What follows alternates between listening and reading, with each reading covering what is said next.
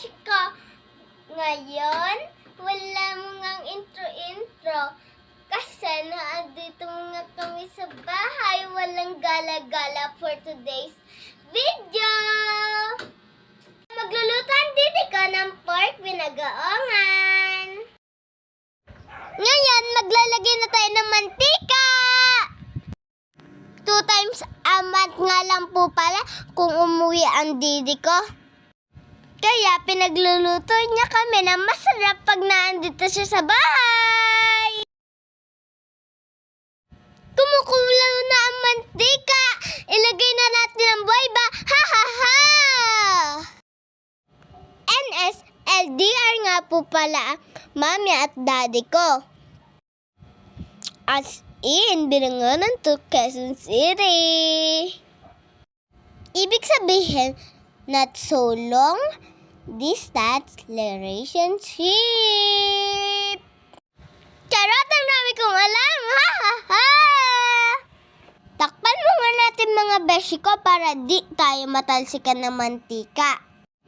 Sayang ang kutis! Ha ha ha!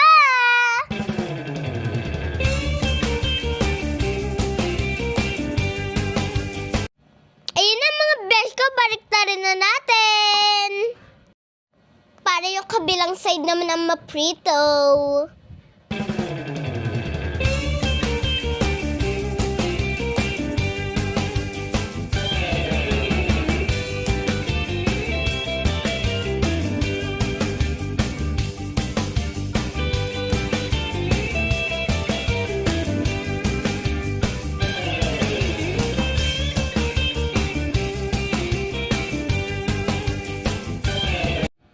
Sa kabilang panig ng induction, magprito tayo ng talong!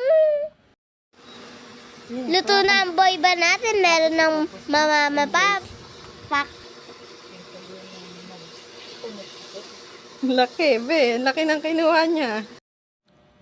Magluto muna tayo ng alamang para sa buhay ay lumamang. Charot!